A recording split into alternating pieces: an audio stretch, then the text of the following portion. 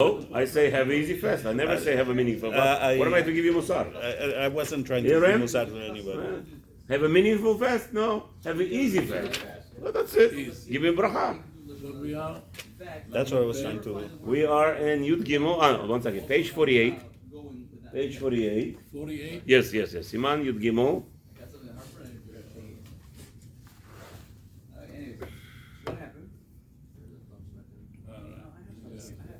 Okay.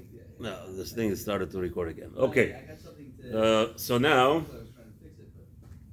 we have right now Siman Yud Gimel. B'ezrat Hashem, today is the 16th of Mar Cheshvan. Just repeating it for the ladies out there who are listening to YouTube Shurim.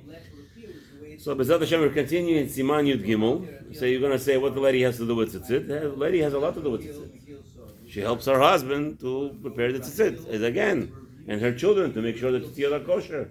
The children until a certain age, I have boys over 13, they still have a problem understanding how to prepare the tzitzit. Ta, please help me out, fix it up. It's my fault, right? Okay, but again, the wife is the best thing. She goes and she does the laundry and she has to untangle it to make sure it's kosher 100%. That her children should not make bracha levatala. That her husband, let's say, if her husband is in the rush in the morning, he should not make a bracha levatala. So obviously, the women have a lot of connection. All right, welcome to the yeshiva, shalom bayit. Send your husband to learn, and you'll have a lot of shalom bayit. B'ezrat Hashem. Gimel. Im nodalo b'shabbat kishuhu b'karmelit shatalit shalav pasul. So now we have Carmelit. What is Carmelit? Carmelit is not property, not public domain, but it's a like alley. You have an alley around your house which is not public domain, and there are some allowance in this area for loading and unloading certain stuff. Okay, now it's Hilchot Shabbat, but what happens was you're standing in Carmelit, you're wearing this talit. I don't know what happened. You are many times in alleys you have those railings, and sometimes those railings are rough on the edges. As you were wearing the talit gadol, you were passing by, and what happened was, we know that if a string rips over here, it's not a pasul, but if anywhere here gets damaged, anywhere over here, it becomes pasul instantly. So now you were pressing through an alley, you were pressing through that railing, and the railing is rough, cuts off your tzitzit. None of you should experience that, but let's say it happened at Shabbat. Now, lo yesirenu me'alav ad sheyagia lebito. Still you keep it on. Shum kem bekarmelit. Shatalit alav mi'ot pasul. So now, the rabbi says over here, go back to your house and take it off there. But don't leave it in Carmelit. Don't take it off in the alley over there. The gadol kevod habriyot. The Torah tells you that there is a great honor that Hashem cares about humanity. Right? Hashem is not all about giving reprimanding people. As we just learned, you have to all about caring for other people. And therefore Hashem doesn't want him to look without his glory. The talit is a glory, a Jew, a proud Jew. And now Hashem didn't want him to so don't take it off. Hada, va'afilu talit katan. No, that's, by the way, there's also halacha implies in the shul. You're in the shul. If the shul has, Baruch Hashem, Sephardim have no problem. Most Sephardi shuls, they have talitot galore. You change it. Yeah, change it, not a problem. But you're in Ashkenazi shul today, or you're in some Sephardi shul that they don't have talitot enough. They just open their donated, whatever it is. So now you have your talit. It's pasul. You don't take it off. Why? Kavod abriyot. People are going to say, what is this guy? Ashkenazi? He's not married? This whole, by the way, it's a big joke. Chafetz Chaim is bewildered. He doesn't understand. The Yekish children, by the way, wear talit. Talit is not kasher. Yeah. Can you go up to the Torah? Yeah, not a problem. No problem. What's the problem? Yeah. As long as, again, we're not going to tell you to take it off and then you're going to be embarrassed. Yeah. Right? So, but Chafetz Chaim has a big question on the Ashkenazic minhag. Yekes wear, by the way, children wear talit gadol. Chafetz Chaim, the Bruder says, I don't understand them.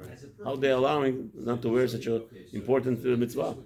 Not to wear talit gadol? They were after the marriage. Married. So again, you have to understand. So again, Chafetz Chaim was not concerned about it. But again, in those communities where they're not wearing talit, the concern was they want to marry him fast.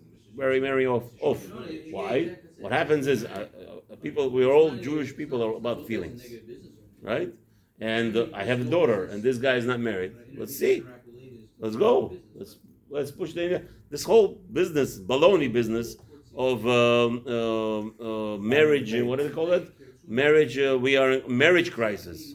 It is the biggest lie in the world, and people only the ones who are promoting it are the ones who are making money of it.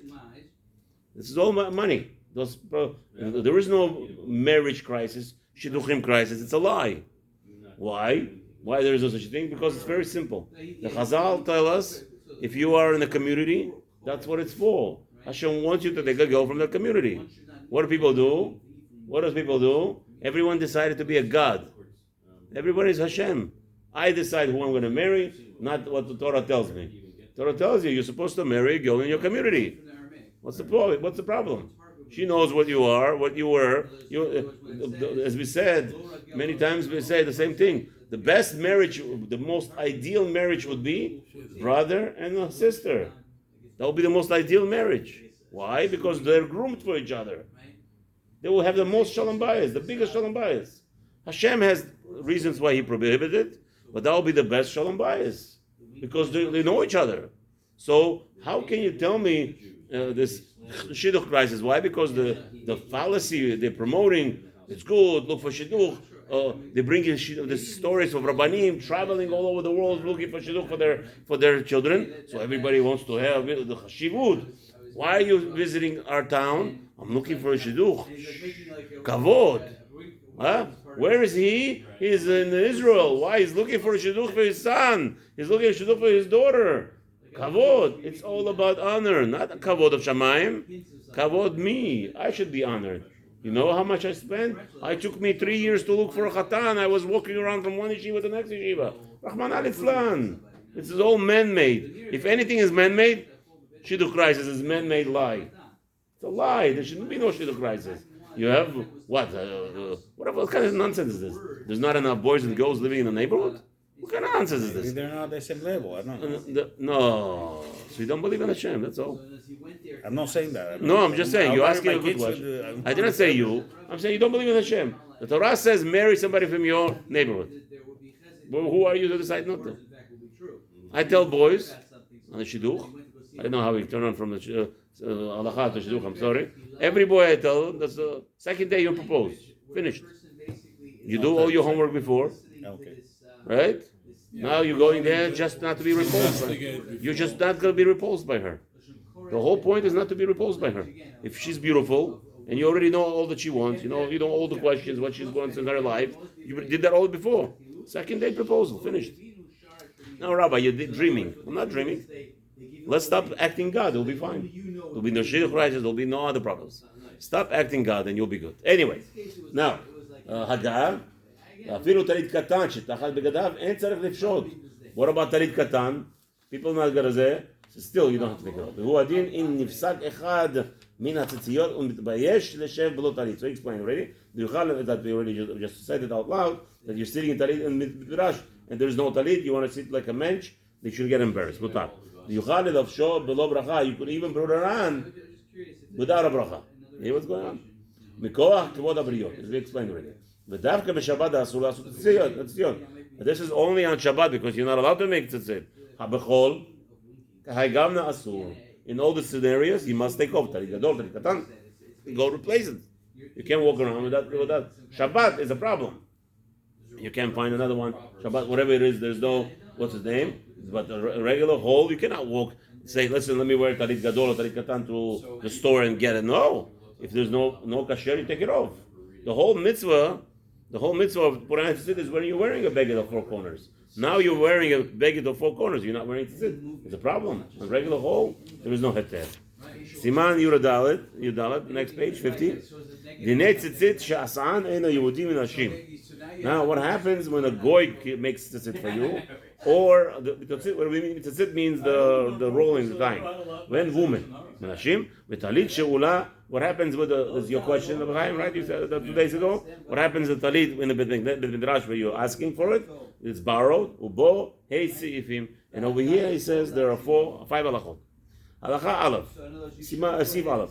Tzitzit she'asa'an edo Yehudi pasul. If a goy had any transaction preparing tzitzit for you, those tzitzit are disqualified.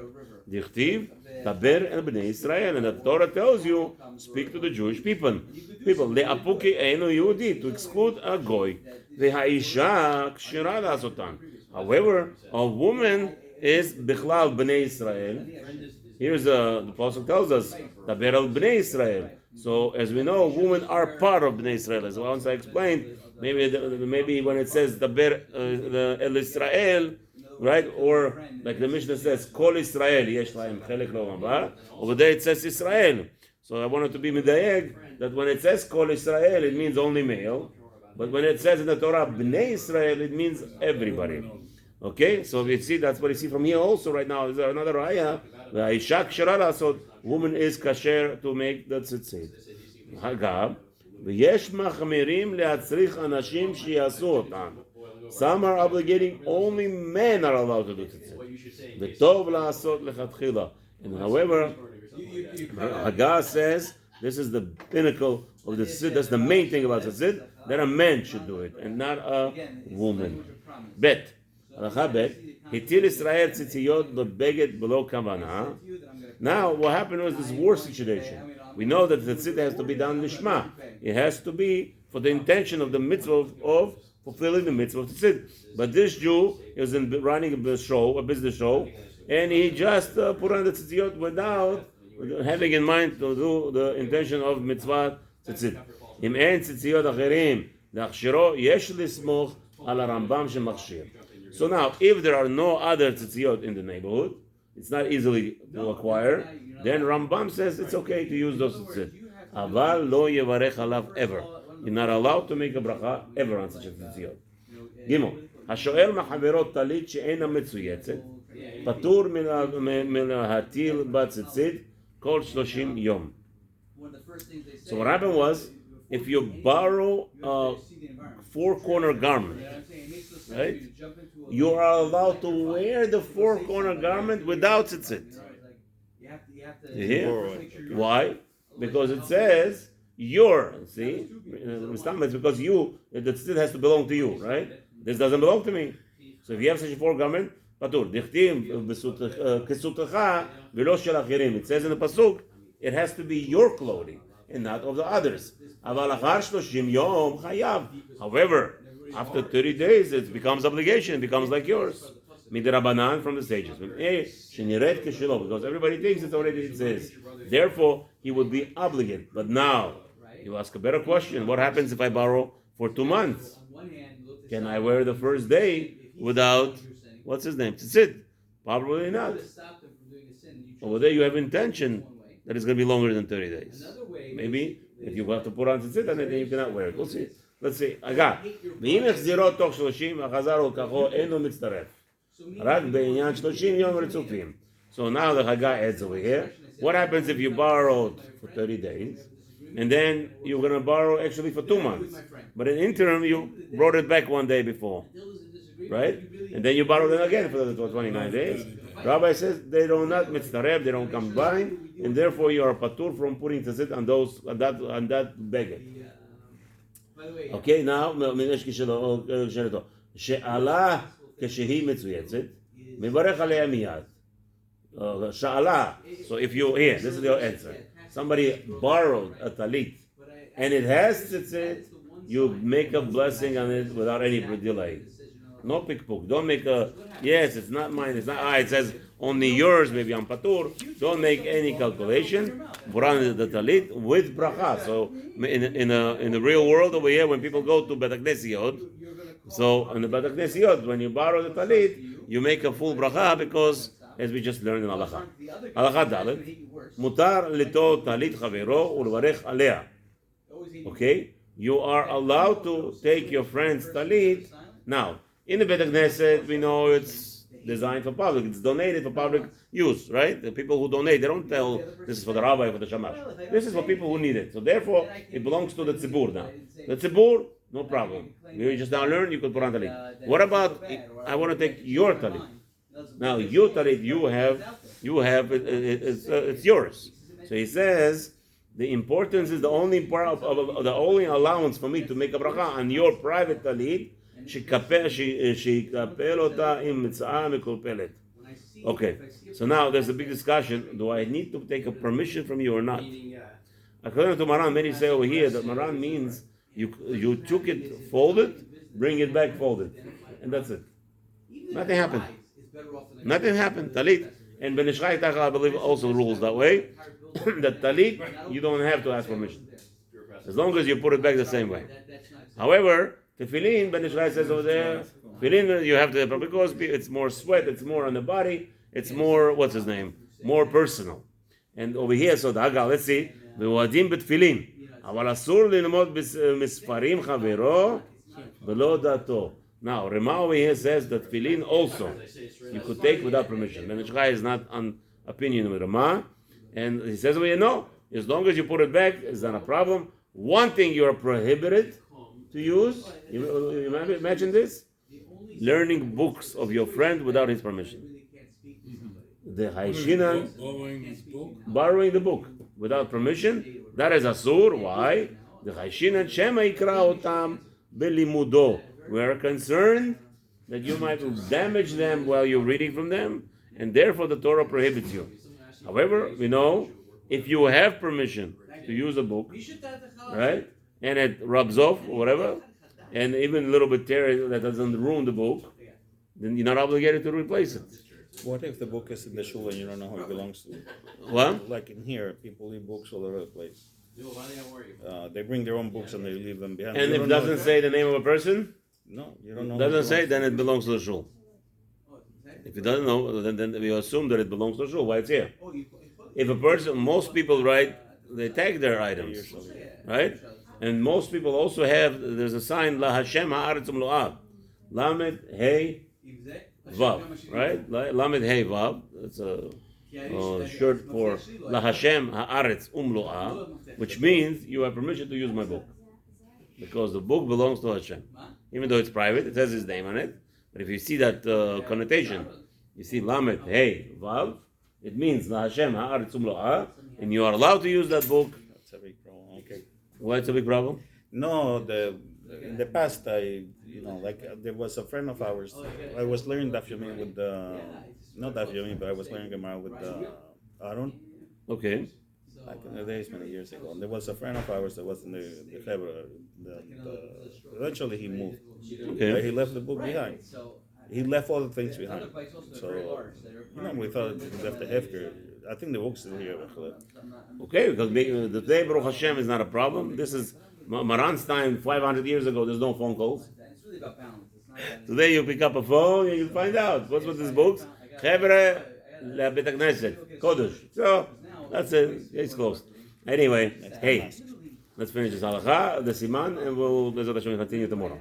Talit shel shutafin chayevet betzitzit dichtiv al kanfei bigdeihem.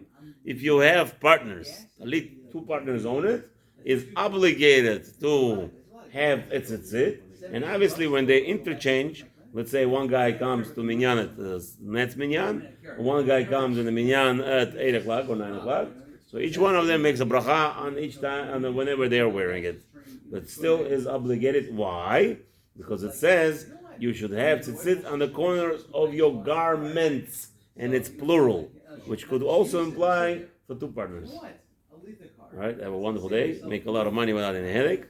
Again, thank your wife for giving us zechut and helping us out to learn Torah. B'ezrat Hashem.